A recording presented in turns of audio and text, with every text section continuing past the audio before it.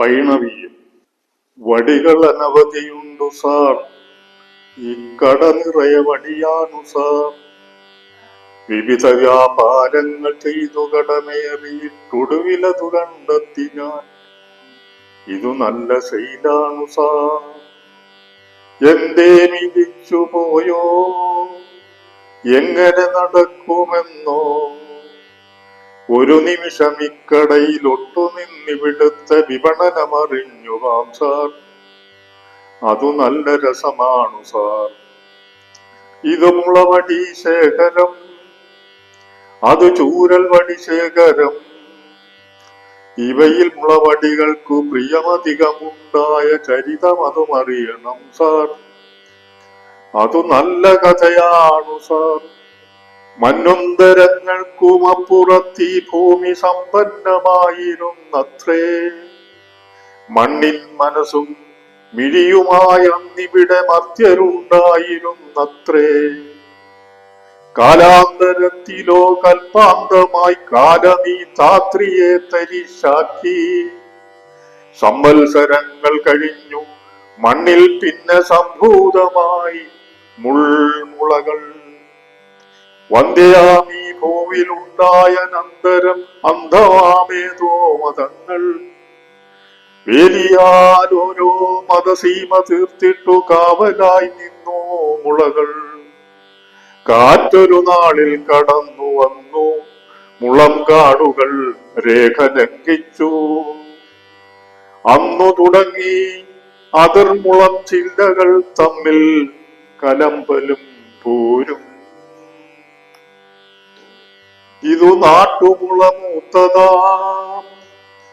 വെയിൽ കാഞ്ഞു നിറമാർന്നതാം.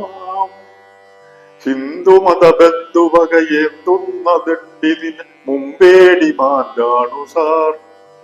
ഇത് രുധിരവടിയാണു സാർ. ഇതു കല്ലനാണു മുളയിൽ, അതിവില്ലനെന്നു പറയാം. ഇസ്ലാം മത ദുസ്സഹതുര കാണുന്ന ദണ്ഡിലിനും അമ്പേടി മാറ്റാണു സാർ. ഇതു ഹരിതവടിയാണു സാർ. ഇതു ശീമമുള മുളകളിൽ അതികോമളൻ ചോളമൻ. ക്രിസ്തുമത യുദ്ധമുറ കത്തുന്ന ദണ്ഡിതിനു മൊത്തം ഡിമാൻഡായി സാർ.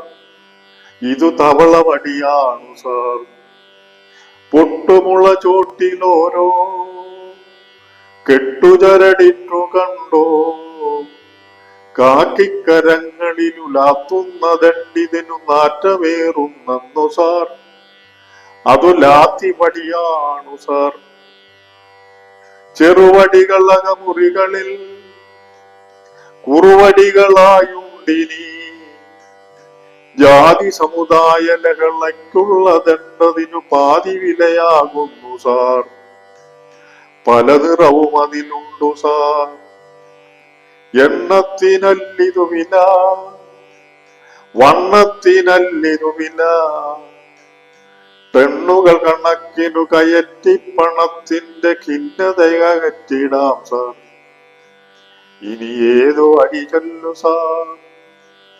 അടി തുടര വേണമതിനായി അതിമോഹമെന്നാകിലും. അതിനിടയിൽ ഒരു വീതി കടയിലൊരു നാൾ ഞാനും വടിയായിരിക്കുമോ സാർ. എല്ലാം മുടിയാതിരിക്കുമോ സാർ.